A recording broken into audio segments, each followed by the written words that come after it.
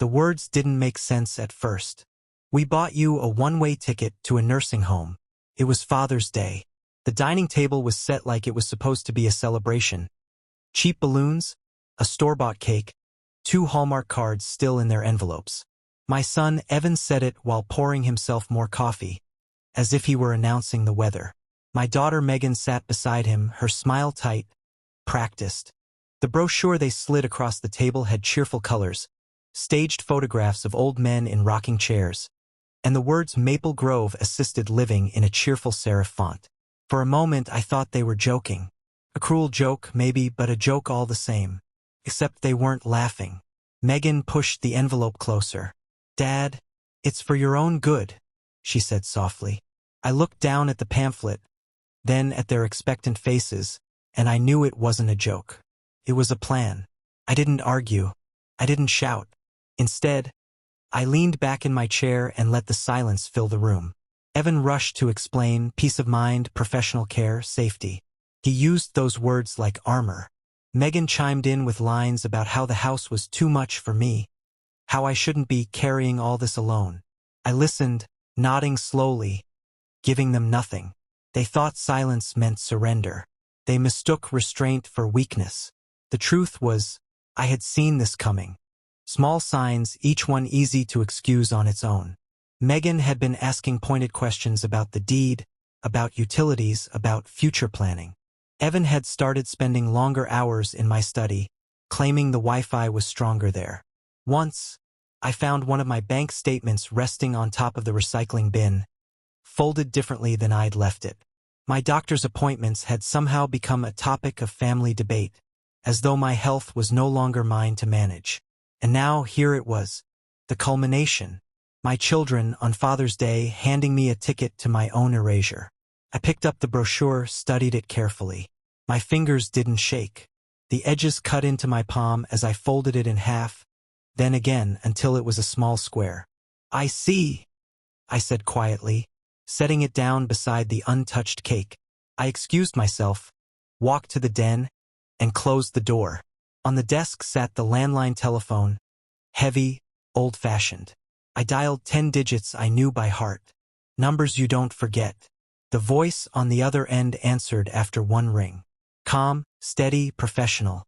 I explained only what was necessary, no more. "It's time," I said. When I returned to the dining room, Evan was cutting slices of cake. Megan poured coffee into mismatched mugs. They were trying to act casual, trying to disguise the tremor beneath their movements. They didn't notice my expression. They didn't notice that calm has edges sharper than rage. 10 minutes later, there was a knock at the door. Not tentative, not polite. A hard, official knock that carried authority. Evan's knife froze above the cake. Megan's fork slipped from her hand and clattered against the plate.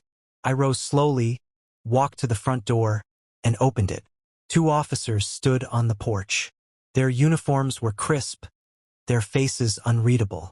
They stepped inside without hesitation, without invitation, as if they'd been expected all along. Evan's face drained of color. Megan's lips parted, but no words came. And me? I sat back in my chair, folded my hands on the table, and let myself smile for the first time that day. Because the real Father's Day gift wasn't the ticket they'd bought me. It was the trap they had just walked into. Father's Day wasn't the beginning. It was only the point where the mask slipped.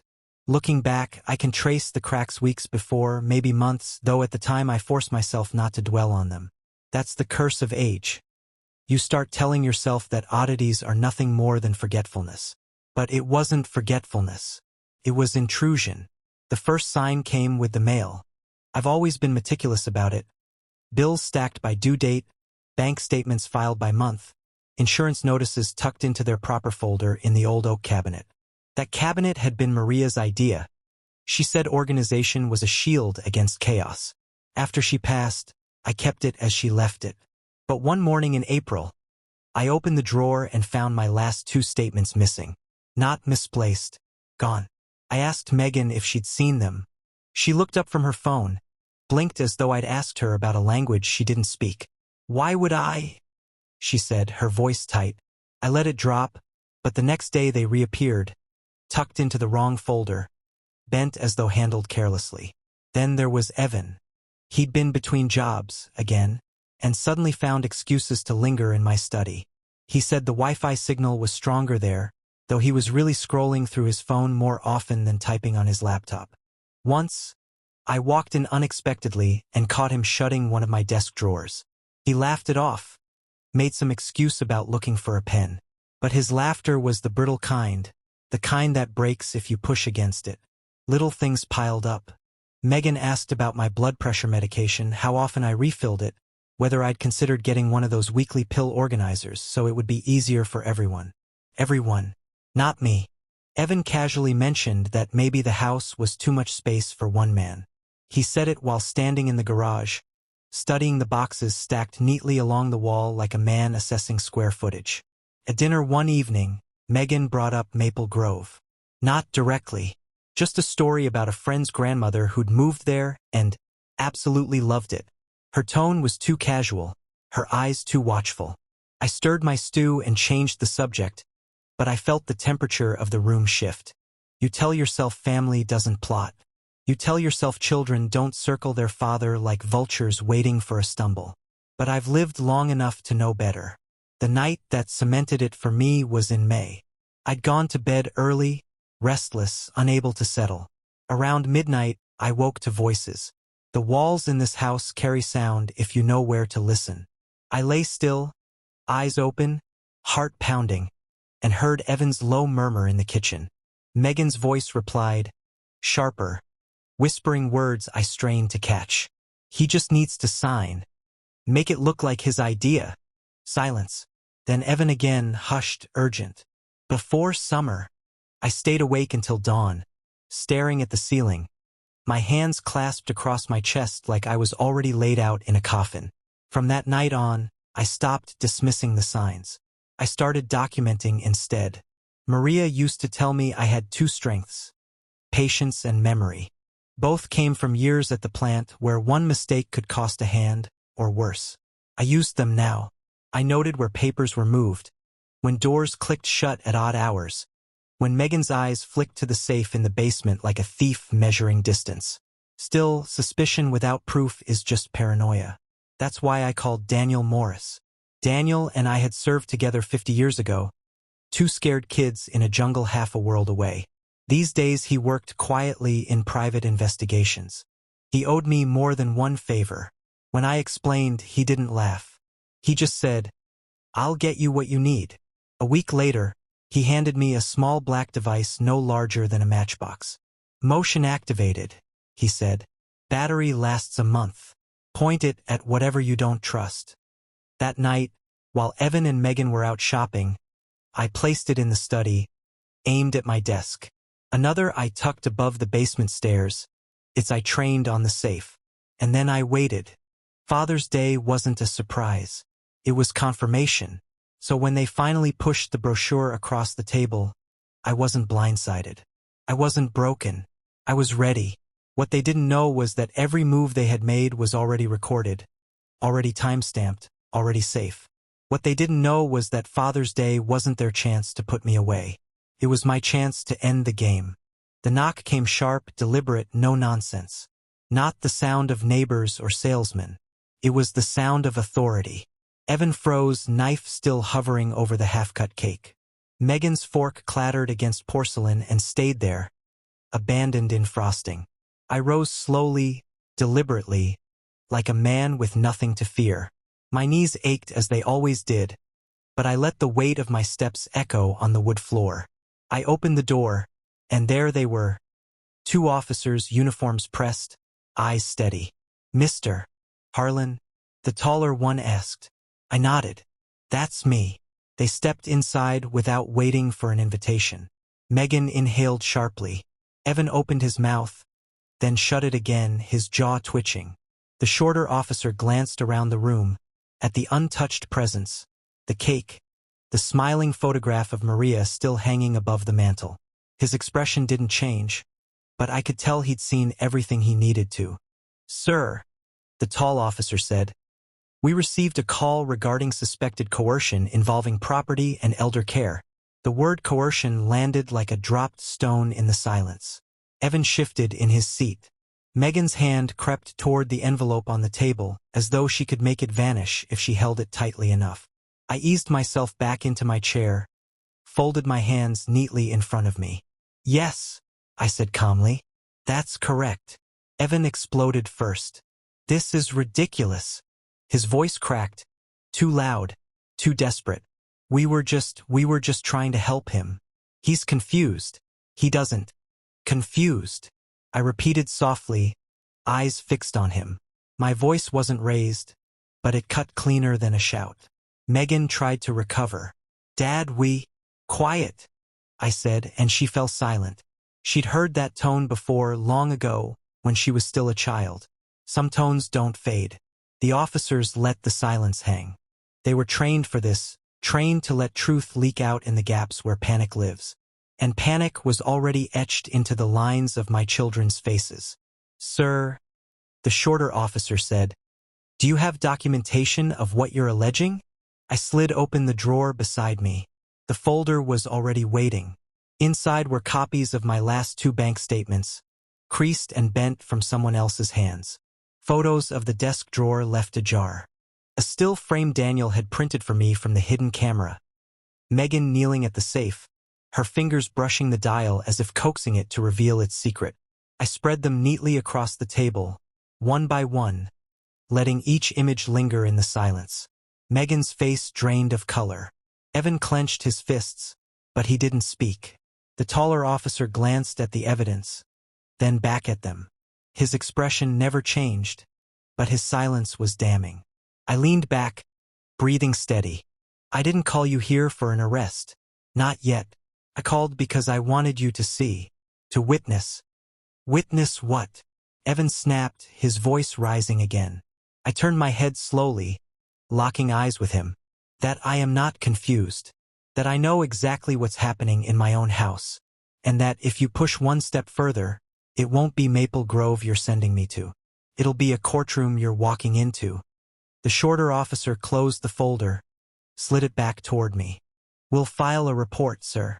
Do you want to press charges?" "Not tonight," I said evenly. "Tonight. I only wanted clarity." Megan swallowed hard, her voice barely a whisper. "Dad, you don't understand." "I understand perfectly," I interrupted. My eyes didn't leave hers. "Better than you think." The officers stood, gave me a respectful nod, and left. The door closed behind them, and the silence that remained was heavier than any words. Evan finally found his voice. "This isn't over," he muttered. "No," I said softly. "It isn't." And I smiled because that was the truth. It was only beginning. The house was quieter after the officers left, but not in a peaceful way. It was the silence of people rearranging lies in their heads, desperate to find a version that still worked. Evan stomped around the kitchen, slamming cabinets like a sulking teenager. Megan stayed in the dining room, arms folded, staring at the brochure as if sheer willpower could turn it into something other than evidence of betrayal. I let them stew. I made myself a cup of tea the way Maria used to, bag left in the cup, spoon balanced across the rim, and sat in the den with the lamp on low. My children whispered in the kitchen, voices sharp and hurried. I didn't try to hear. I didn't need to. Their panic was already confirmation enough. The next morning I started moving pieces. Not loudly, not dramatically. Quiet is what unsettles people most. First, the bank. I drove downtown, walked into Lawson and Pierce, and asked to see Mr. Whitaker, the branch manager who'd known me since Maria and I opened our first joint account. I handed him a sealed envelope. Inside were notarized instructions. New accounts under my sole authorization, all others frozen, every transaction requiring in-person verification. My ID, no proxy, no family representative. He read the papers carefully, then looked up at me. "Trouble?" he asked gently. I met his eyes. "Insurance," I said. He didn't press further. Good men know when not to ask. Next was the lawyer. Alan Bishop had handled my affairs for 20 years. A blunt man who never wasted words. In his office, I laid the folder on his desk. Copies of the bank statements, the camera stills, notes I'd made in neat handwriting, dates and times included. Alan flipped through it slowly, his mouth tightening. "You want a file now?" he asked. "Not yet," I said. "I want the rope to be long enough that they tie it themselves." He nodded once. "Then we'll prepare." Quietly. By the time I left his office, the sun was low, painting the courthouse steps in long shadows. My phone buzzed in my pocket. A message from Daniel, short and precise. "More footage. You'll want to see this." That night, after Evan and Megan had gone upstairs, I sat at my desk with Daniel's flash drive. The images flickered on the screen. Evan in the study, rifling through the top drawer. Megan standing over the safe, lips moving as though reciting numbers. Then a clip with audio. Evan on the phone, whispering, "Once he's in, we can liquidate. Nicole's contact will handle the transfer." I sat there for a long time, the glow of the monitor casting sharp lines across the room. Rage flickered, but I didn't feed it. Rage burns too quickly. Strategy lasts. The next morning, I acted as though nothing had changed. Pancakes on the stove, bacon crisping in the pan. Evan wandered in, unshaven, muttered something about needing my car for an interview. I handed him the keys with a smile. Megan asked if I wanted her to schedule a doctor's checkup, just to make sure everything's on track. I thanked her warmly. Let them think I was still pliable. Let them think their plan was intact. That was the trick. Keep the mask on until the exact moment it became unnecessary. Meanwhile, I began clearing the house. Maria's jewelry, the deeds, the bonds, the saving certificates. Every item that mattered went into a lockbox at the bank. The safe in the basement, empty except for what I wanted them to find when the time came.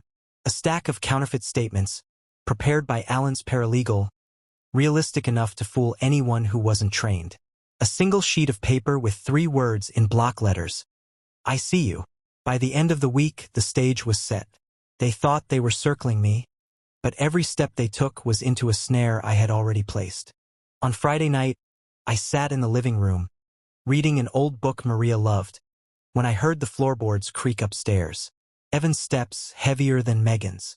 The slow pad down the hall. The door to the basement opening. A pause. Then the faint, deliberate clicks of the safe's dial turning. I didn't move. I didn't speak.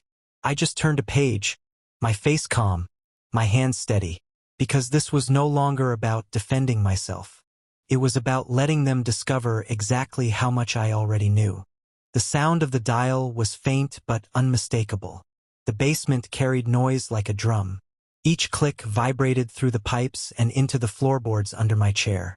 Evan had no idea that every turn of his hand was being recorded, that every breath he took in front of that safe was preserved in Daniel's little black camera eye. I stayed where I was, book open, glasses low on my nose. Outwardly, I was nothing more than a tired old man lost in words. Inwardly, I was measuring the seconds, waiting for the silence that meant success. Came after 7 minutes. A pause, then the soft groan of hinges. My safe was open. I didn't move. I didn't need to. I already knew what he would find. There was a long gap, longer than it should have taken to snatch papers and bolt. I imagined his expression as he sifted through the neat stack. Statements that suggested wealth far greater than reality. Accounts swollen with numbers that glittered but meant nothing. At the bottom, the revolver. Unloaded, but real enough to make him sweat. And the post-it, square and yellow against the dark velvet lining. 3 words, black marker, neat and sharp. "I see you." Another silence. Then footsteps, faster now, uneven on the basement stairs. Evan appeared in the hallway, face pale, jaw clenched, sweat beating at his temple. He carried nothing in his hands, but his eyes betrayed him. "You up late?" he asked, his voice too casual. I looked up from the book, smiled faintly. "Couldn't sleep." He nodded too quickly. "Yeah, same here." His hands twitched at his sides, restless. "Thought I'd grab some water." The glass of water he poured in the kitchen sloshed against the rim.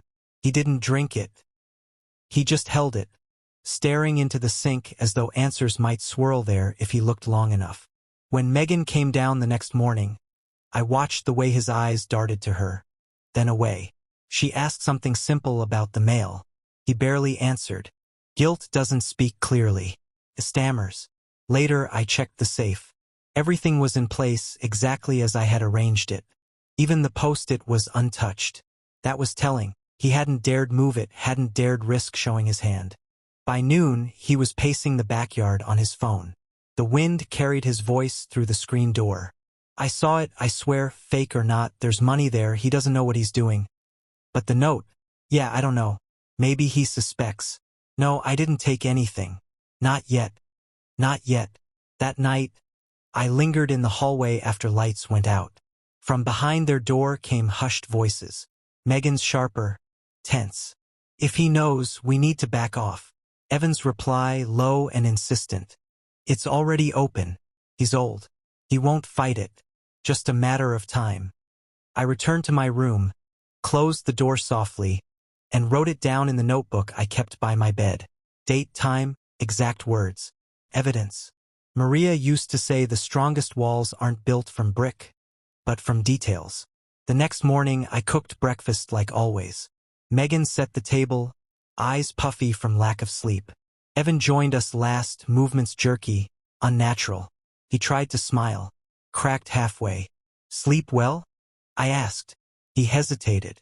Yeah, quiet night. I stirred my coffee. Good. The silence after that wasn't quiet at all. It was the kind that buzzed, thick with what wasn't being said. I let them stew, let them sweat. That was the point. They thought they had breached my defenses. They thought they held a secret. But secrets rot fastest when they're carried by guilty hands. And by then, I'd already decided. The next move would be mine. By Monday morning, Evan's nerves had started to fray. He paced more often, snapped at Megan, stared at me like he was waiting for me to collapse. Megan tried to smooth things over with her usual soft tone. But even she avoided my eyes now. They both knew I knew. They just couldn't figure out how much. That was the opening I needed. Suspicion makes people sloppy. I called Alan Bishop that morning. He didn't ask questions, just told me to come by. In his office, I explained what I wanted. Something that looked like surrender. Alan raised one eyebrow. A fake. Not fake, I said. Protective. A mirror held up to their greed. By the afternoon, he had it ready. A power of attorney form, immaculate in its detail, letterhead, legal phrasing, everything in its proper place. On the surface, it granted Evan authority over certain financial matters. But Alan had buried a clause deep inside. Any attempt to act on it without my explicit presence would automatically flag as fraudulent. It was, in every way that mattered, a snare. I brought it home in a plain envelope. That night, after dinner, I waited until Megan was upstairs. Evan lingered in the living room, pretending to watch television. I sat across from him, the envelope in my lap. I've been thinking, I said. My voice was weary, deliberately so. About what you said. Maybe you're right. Maybe it's time to let someone else help with the paperwork. Bills, banking, all that. His eyes flicked to the envelope, then back to me. He tried to mask it, but hunger has a way of bleeding through. I slid the document across the table. This would give you limited authority, just until I can get things sorted, to make sure nothing slips. He picked it up with hands that trembled just slightly. Read the first few lines, skipped the rest. You're sure about this? He asked, voice low. I trust you, I said. The lie tasted bitter, but it was worth every syllable. He signed his name with a flourish, pressing the pen too hard, as if the ink itself could guarantee his victory. He handed it back, trying to look casual. You won't regret this. I hope not, I said. That night, I placed the signed paper in my desk drawer. Then I took out my notebook and wrote the entry in neat block letters. June 14th. Evan signed fraudulent power of attorney form. Witness, self. Evidence secured. The next morning, Evan was different. He whistled while pouring coffee, offered to mow the lawn, even asked if I needed anything from the store. Megan looked at him suspiciously but said nothing. He believed he'd won, and belief made him reckless. By mid-afternoon, I overheard him on the phone again. "It's done," he signed. "Yeah, I have control now. Just a matter of filing it." I smiled to myself in the den. Control? He had nothing but rope, and the noose was already tightening. That evening, Megan confronted me quietly in the kitchen. "Dad," she said, "did you really sign something for Evan?" I rinsed my cup slowly. "I did." Her eyes narrowed. "Why?" "Because trust is a gift," I said. "And gifts reveal character." She didn't understand, not yet, but she would. That night, as the house went quiet, I lay in bed staring at the ceiling. I pictured Evan clutching that paper like a key to a kingdom that didn't exist. I pictured him rehearsing speeches, imagining himself in control. And I let the smile come, because tomorrow the trap would close tighter. Evan changed overnight. One signature on a piece of paper and he carried himself like a man-crowned king. At breakfast he sat taller, spoke louder. He poured my coffee without asking. A subtle performance meant to show authority. Megan noticed too. Her eyes narrowed when he interrupted her, corrected her, spoke of plans as though he were already head of the household. I let him play the role. The more he believed, the harder the fall would be. By mid-morning he was on the phone again, pacing the porch. He thought the screen door muffled him, but the summer air carried every word. "He signed it, I told you. Power of attorney. I can move the funds as soon as Monday. Yeah, Nicole, your guy at the bank can handle the rest, right? This is our chance." Our chance. When he came back inside, I was in the living room, flipping through the paper. He flinched, just slightly, as though I'd been sitting there listening. I didn't look up. I turned the page. Silence is heavier than accusation. That evening, Megan cornered him in the kitchen. I stayed in the den, but the walls carried their words. "You're moving too fast," she hissed. "He signed it." Evan shot back. "It's done. We can't sit around forever. And if he realizes, he's old, Meg. He doesn't know half of what's going on." I closed my book and smiled faintly. Age makes a fine disguise. People mistake it for blindness, for weakness. They forget it comes with memory, with patience. The next morning I paid a visit to Alan again. I slid the signed form across his desk. "Good," he said, tucking it into a folder already labeled with my name. "Now, if he tries to use it, it'll light up every alarm system we've set." "Let him try," I said. Back at home, Evan was almost giddy. He mowed the lawn, whistling. He asked me what I thought about selling the old pickup. "You don't drive it much anymore," he said. "We could put the money toward upkeep." I nodded slowly. "Maybe." His eyes gleamed, mistaking agreement for surrender. But by the third day, the cracks began to show. He returned from town late, his face drawn tight, his hands restless. He avoided Megan's eyes. Over dinner, she finally snapped. "What happened?" she asked sharply. "Nothing," he muttered, stabbing his fork into the meatloaf. "Don't lie. What happened?" He slammed the fork down. "The bank flagged it, okay? They said something about verification. They want Dad present for every step." Her silence was sharper than any rebuke. I kept eating, calm, steady, chewing slowly, swallowing deliberately. Not a word. After dinner, Evan disappeared into the basement again. I heard the dial turning, the metallic scrape of hinges. Minutes later, his footsteps pounded back up the stairs. He walked past me, pale, jaw set, without a word. I checked the safe after he left. Everything was untouched. The false statements still gleamed. The revolver still sat beneath its post-it. He hadn't dared move them. But the note, the note. I could tell he'd stared at it too long. The edges were damp with sweat. That night, as the house creaked into silence, I stood in the hallway outside their rooms. Through the door I heard Megan's voice, strained. "He knows Evan. I can feel it." "Then we finish it fast," he whispered back. "One more push. That's all." I returned to my room and sat on the edge of the bed, notebook in hand. June 17th. Evan attempted to use fraudulent power of attorney. Blocked by bank. Behavior erratic. Paranoia setting in. The cracks were spreading. And cracks, left alone, become collapse. By Thursday, the house felt smaller. Not because the walls had shrunk, but because guilt eats space. Every room carried tension like static before a storm. Evan tried to fill it with noise, louder footsteps, louder phone calls, louder opinions at the dinner table. Megan grew quieter, her eyes flicking to me, then away, as if she feared what she might see reflected. I didn't change.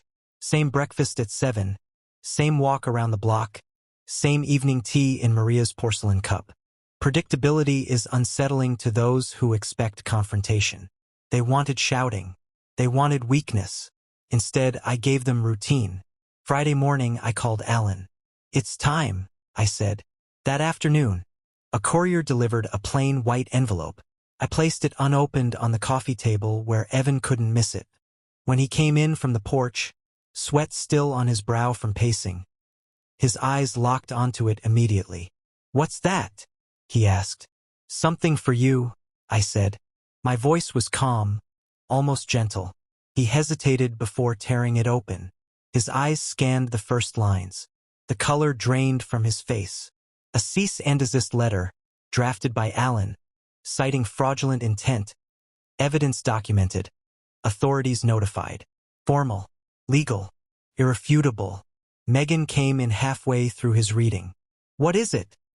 she asked, but Evan didn't answer. He just dropped the papers onto the table as if they were burning his hands. I picked them up, tapped them neatly into alignment, and set them back down. "That," I said, "is what happens when you try to erase me from my own life." Evan's jaw clenched. "You can't prove." I raised a hand. He fell silent. I leaned forward, my elbows on my knees. "You forget what I did for 40 years. Logistics, documentation, paper trails. I buried thieves in files thicker than your arm. I don't need to raise my voice, Evan. I just need to keep my records." The silence afterward was louder than any argument. That evening they ate little. Megan excused herself early, retreating upstairs.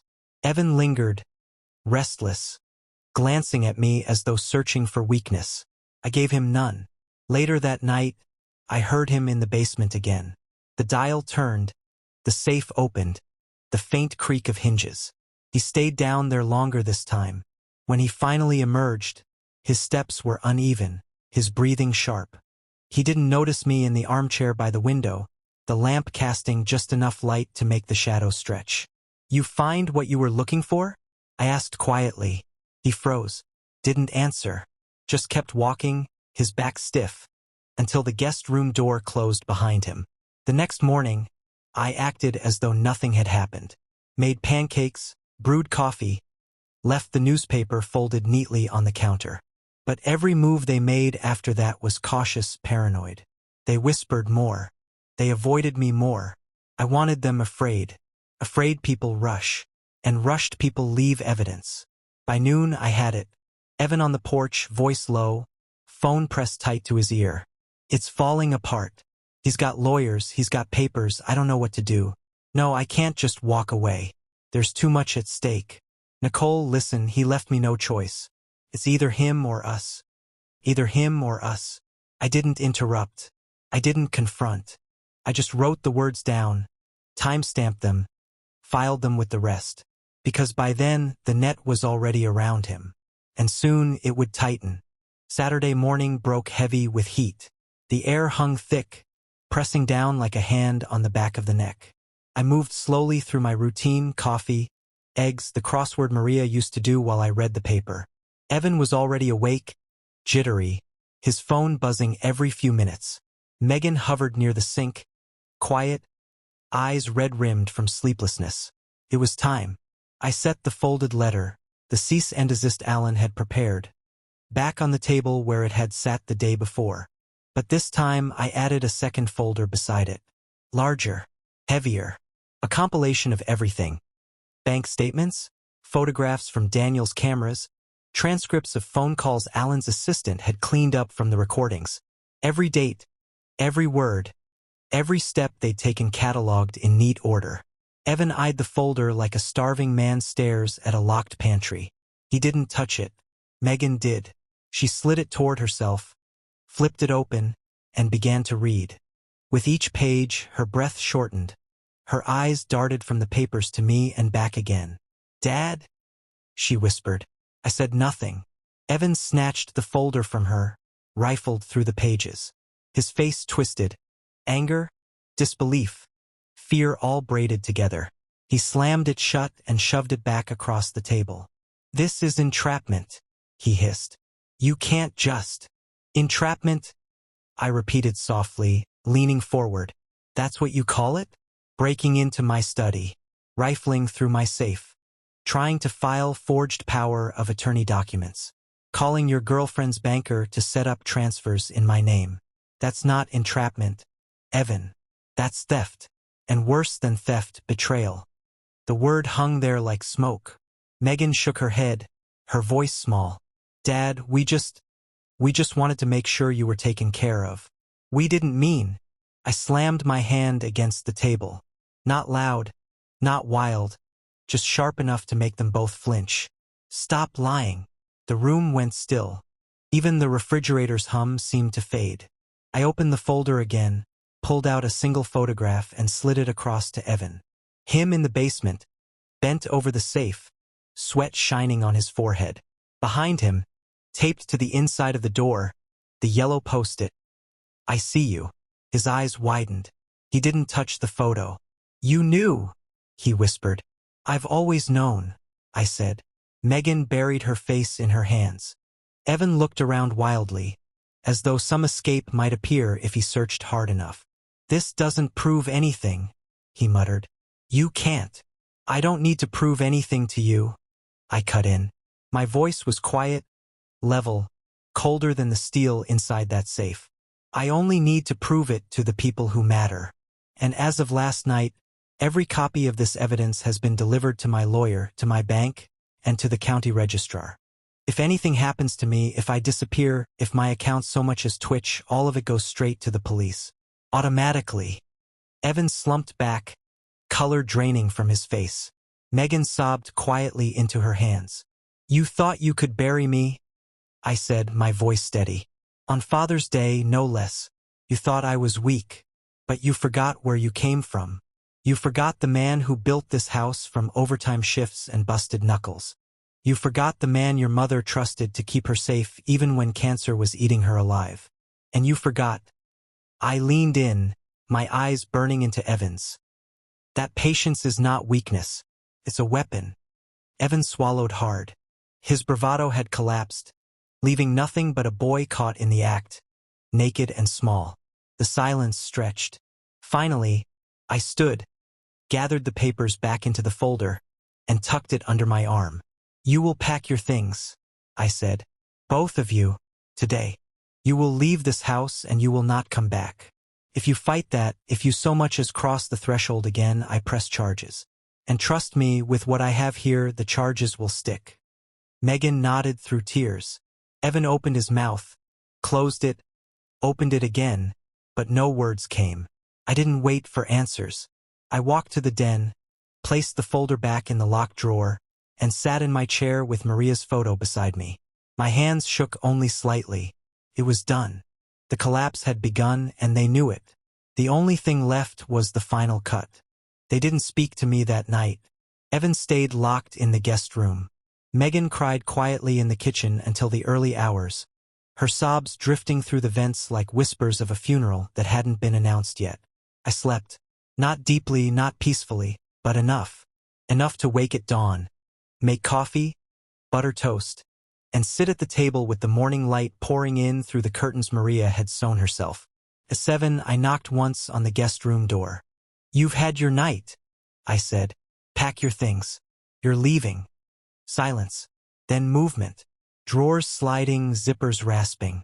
Megan appeared first, her hair disheveled, eyes swollen. She carried a duffel bag, nothing else. She didn't look at me. She just stood in the doorway, waiting. Evan came out minutes later, suitcase in one hand, papers stuffed carelessly under his arm. He tried to look defiant, but his eyes betrayed him.